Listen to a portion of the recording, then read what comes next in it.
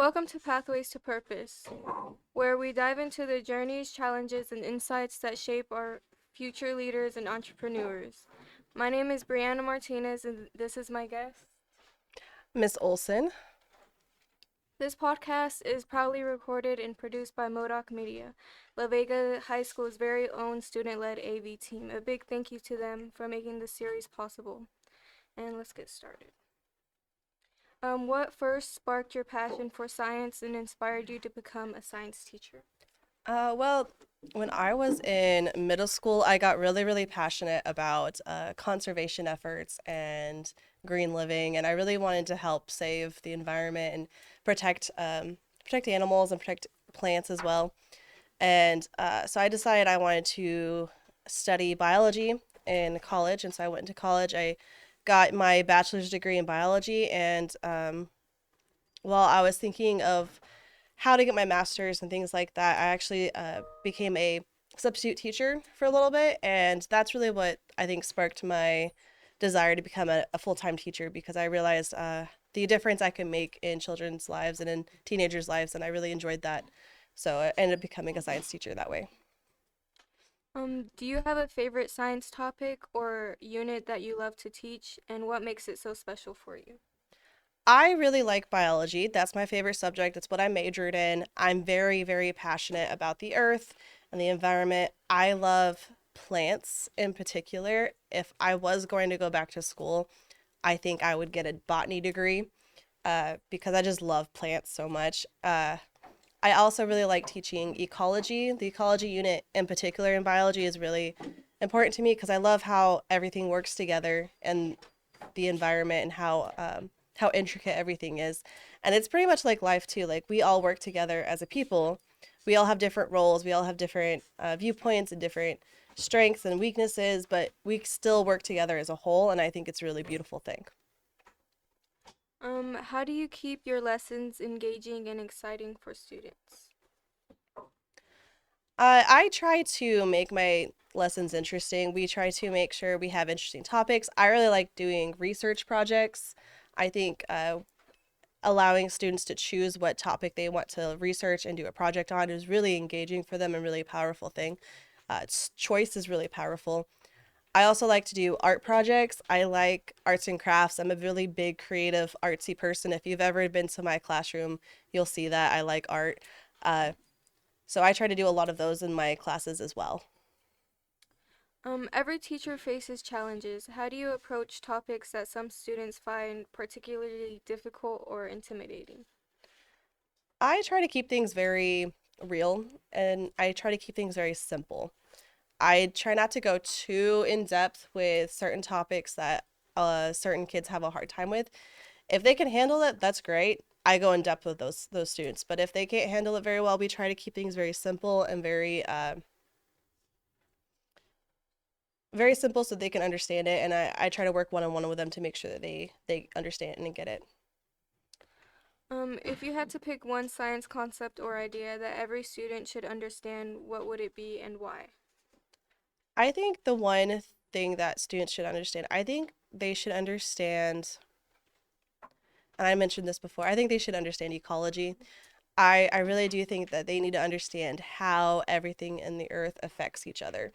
Because if you change one thing about an environment, it'll affect the entire environment. And I think that's not just true for the earth, it's true for a school, it's true for a job, it's true for any sort of group of people that you have.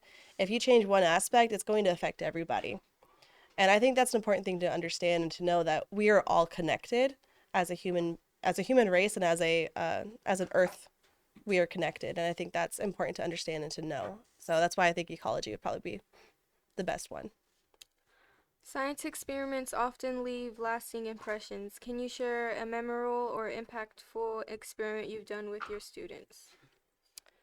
I think a recent one we did it last year, and it wasn't like that in depth, but I think it was really fun.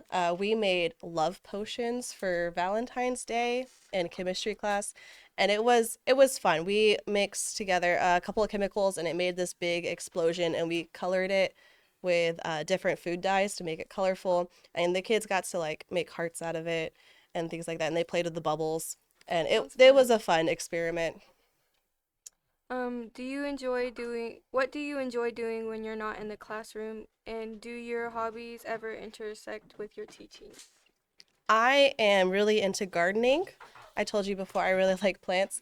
So I really like gardening and I really like herbalism, which is the study of herbs and how to use them as medicine. And I think both of those are very sciencey things. So yeah. How has teaching science changed over the years, especially with advances in technology and new discoveries? I think the biggest change to my teaching style is using computers more. We used to not have computers before COVID. One to one teaching was not a big thing in most schools. But as soon as COVID hit, every student ended up having a Chromebook. And being able to navigate that really changed my teaching style. And I really like having Chromebooks in the classroom. I know some teachers don't like that, but the ability for students to do on demand research and the versatility that Chromebooks allow us, I really enjoy. And I'm really grateful that we have that technology for us now. What's one moment in your teaching career that you will never forget? I think the most memorable times in my teaching career is when I have students that come back after I've taught them and they come back and they tell me how important I was to them and how much I helped them. I had a student last year. I didn't have her last year, but I had her several years back. I had her when she was a freshman, and she graduated last year. And she came to me and she would visit me almost every day her senior year, and she'd come and talk to me every day, even though she didn't have me as a teacher anymore. And I think that was really, really special for me to know that I made that sort of impact in her life, and that she cared that much for me. How do you inspire curiosity and sense of wonder about science in students who may not initially be interested in the subject? I think to have a sense of wonder, you need to really find something you're interested in. And there's so many things in science that you can find an interest in. It's a very versatile topic. So you might not be interested in like chemistry per se, but you might be interested in like physical science, like physics, or you might be interested in health science. So you might be interested like how do you work out, how do you eat healthy. All you have to do is you have to find the thing that they're interested in and then apply it to them. And so once you figure out a student's passion, you can really use that and apply it to any topic you can figure out. Do you collaborate with other teachers or departments to create interdisciplinary lessons or projects? If so, can you share an example? I have not done that yet, but I am interested in doing that in the future. I haven't been able to do it lately. The two topics I'm teaching this year, this is my first year teaching both of them, so it's been fun. It's been a new experience for me. Uh, but I definitely want to do that in the future. Looking into the future, what are your hopes for your students and their relationships with science?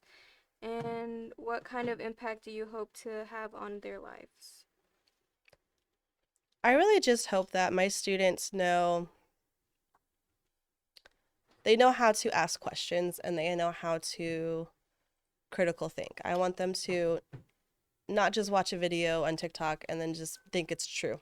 I want them to think, that sounds weird. I'm going to do my own research. And I want them to know how to do that research and how to do it effectively and think critically. Because if we just take things at face value, people can tell us anything and we'll believe it. And that's not the kind of society we need to live in. We need to have a society where we can think critically, that we can ask questions, and that we can think for ourselves, because that's where true innovation comes from, is thinking for ourselves and thinking creatively and critically. That's a wrap for today's episode of Pathways to Purpose. We hope you gained some valuable insights and inspirations from our discussion. Remember, the journey to finding your purpose is personal but never alone. A special thanks again to Modoc Media, our amazing our amazing AV team for handling the production of this podcast. We couldn't do it without them. Until next time, stay curious and keep chasing your dream.